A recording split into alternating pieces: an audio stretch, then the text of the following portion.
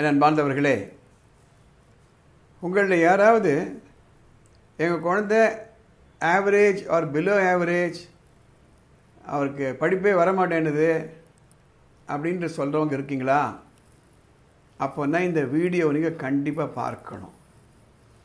ஏன்னா சில முக்கியமான தகவலை நான் பதிவு பண்ண போகிறேன். If you are a parent who says my child is average or below average, is not scoring well, then you should watch this movie. I'm going to record a very, very important point in this. I have written a few points. The power of the mind and the power of the brain is so infinite that there can be no average children. அது மூளையினுடைய பவரும் மனசனுடைய பவரும் எவ்வளவு infinite யோசனை பண்ணும்பொழுது ஒரு average ஸ்டூடெண்ட்றது இருக்கவே முடியாது. இப்போ என் பாக்கெட்லேயே 100 ரூபாய் இருக்குது, உங்கள் பாக்கெட்லேயும் 100 ரூபாய் இருக்குன்னா நம்ம ஒரே கடைக்கு போய் ஒரே பொருளை வாங்கணும் அப்படின்னா உங்களால் அந்த 100 ரூபாய்க்கு அந்த பொருளை வாங்க முடியுதுன்னா என்னுடைய 100 ரூபாய் வச்சு இந்த பொருளை வாங்க முடியுமா முடியாதா? Simple logic.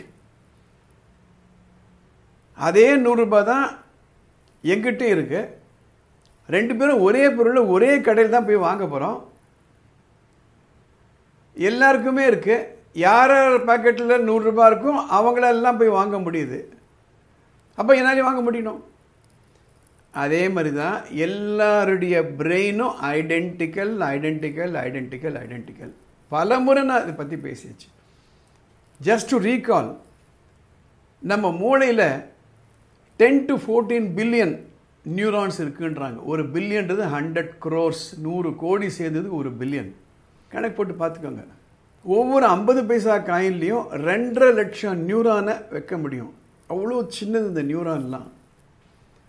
ஒவ்வொரு நியூரான்லேயும் 20 லட்சம் தகவலை சேமிக்க முடியும். 20 லட்சம் ஃபார்முலா, 20 லட்சம் சயின்ஸ் ஃபேக்ட்ஸ், 20 லட்சம் வேர்ட்ஸ், 20 லட்சம் கணக்கு, 20 லட்சம் books and authors. That is the capacity. Just to give an example.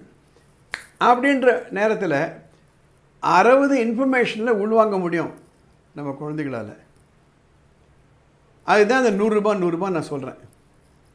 எப்படி 100 ரூபாய் இஸ் ஈக்குவல் டு 100 ரூபாயோ அதே மாதிரி இதே பவர் தான், இந்த பிரெயின் பவர் தான் உங்கள் குழந்தைக்கும் இருக்குது, ஃபஸ்ட் ரேங்க் வாங்குகிற குழந்தைக்கும் இருக்குது, யூனிவர்சிட்டி ஃபஸ்ட் வாங்குகிற குழந்தைக்கும் இருக்குது, எல்லாருக்கும் இருக்குது. இப்போ எங்கே வித்தியாசம்? Mind power. மைண்ட் பவர், அந்த மைண்ட் மனசு என்ற ஒரு சக்தியை நம்ம கையகப்படுத்துகிறோமா, அதில் தான் இந்த ஹோல் ஃபார்முலா லைஸ். இப்போ நான் ஒரு டாக்டர்கிட்ட போகிறோம், ஏதோ சிக்னஸ்னு போகிறோம், வீக்னஸ்ஸாக இருக்குன்னு போகிறோம். உடனே டாக்டர் நிறைய இதை எழுதுறாரு, டெஸ்ட் எல்லாம் எழுதுறாரு. எக்ஸ்ரே எழுதுறாரு, பிளட் டெஸ்ட் எழுதுறாரு, யூரின் டெஸ்ட் எழுதுறாரு. எல்லாம் எழுதி இந்த டெஸ்ட் ரிப்போர்ட் வருது. அதை அனலைஸ் பண்ணுறாரு. அதுக்கப்புறம் சொல்கிறாரு இதெல்லாம் டிஃபிஷியன்ட் அப்படின்றாரு. இந்த விட்டமின் டெஃபிஷியன்ஸாக இருக்குது, இந்த ஹார்மோன் டெஃபிஷியண்ட்டாக இருக்குது, இந்த கெமிக்கல் டெஃபிஷியண்ட்டாக இருக்குது, இந்த போனில் இந்த ப்ராப்ளம் இருக்குது, இந்த லங்கில் இந்த ப்ராப்ளம் இருக்குது, இந்த ஹார்ட்டில் இந்த ப்ராப்ளம் இருக்குது. இந்த ரீடிங்கை பார்த்து ஒரு கனெக்ட் பண்ணுறாரு. அதுக்கப்புறம் he gives you medicine. You take this supplement, you take this supplement, you take this medicine. மெடிசன்லாம் பார்த்தீங்களன்னா அந்த மெடிசனில் அதனுடைய இன்க்ரீடியன்ட் போட்டிருப்பாங்க. என்னென்ன கெமிக்கல் என்னென்ன இருக்குது, என்ன காம்பினேஷன் இருக்குது. தலைவலி அப்படின்னா பேராசிட்டமால் அப்படி பார்த்தீங்கன்னா அதில் என்னென்ன இருக்குதுன்னு போட்டிருப்பாங்க. அதை அட்மினிஸ்ட்ரேட் பண்ணும்போது இந்த டிஃபிஷியன்சிஸ் எல்லாம் சரியாயிடும். எப்படி உடம்பில் இந்த டிஃபிஷியன்சிஸ் இருந்து இதெல்லாம் சாப்பிட்டா சரியாயிடுமோ, மனசுலையும் டிஃபிஷியன்சிஸ் இருக்குது. I hope you are understanding. Like the brain could have deficiency in terms of hormones, vitamins and chemicals. The mind is a separate system. There could be deficiencies.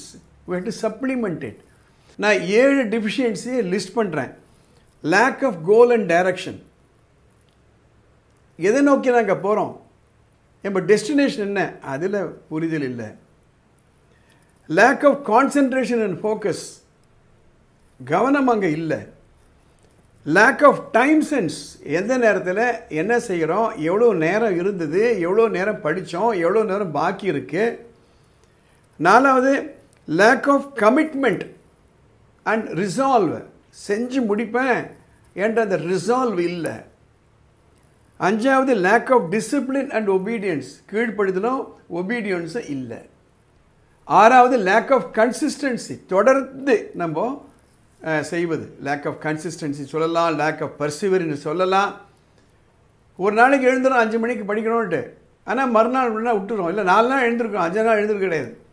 7வது lack of knowledge of opportunities, என்ன வாய்ப்புகள் எனக்கு இருக்கு தெரியல. இந்த 7 டிஃபிஷியன்சியும் மனசில் இருக்குது, அது மூளையில் இல்லை, உடம்புல இல்லை. அதுக்கு நம்ம சப்ளிமெண்ட் கொடுக்கணும். அதற்காகத்தான் பர்சனாலிட்டி டெவலப்மெண்ட், அதற்காக தான் மென்டரிங் தேவைப்படுது குழந்தைகளுக்கு. எப்படி உடம்பு ரீதியாக நம்ம டாக்டர்கிட்ட போகிறோமோ, மன ரீதியாகவும் we have to help our children. Please let me conclude, it is unfair to tell that our children are average or below average. Continue to watch these episodes. Go and search in my YouTube channel. Go through all the playlists. I have answered all these points. If you like this video, immediately subscribe for it, share it, like it. I will meet you in the next episode. படிப்பு சம்பந்தப்பட்ட உங்களுக்கு பிரச்சனை இருந்தானா மேலே ஒரு number போகுது, அந்த நம்பருக்கு வாட்ஸ்அப் மெசேஜ் அனுப்புங்க, ஃபோன் பண்ணாதீங்க. I will try to cover it in the next video. All the best.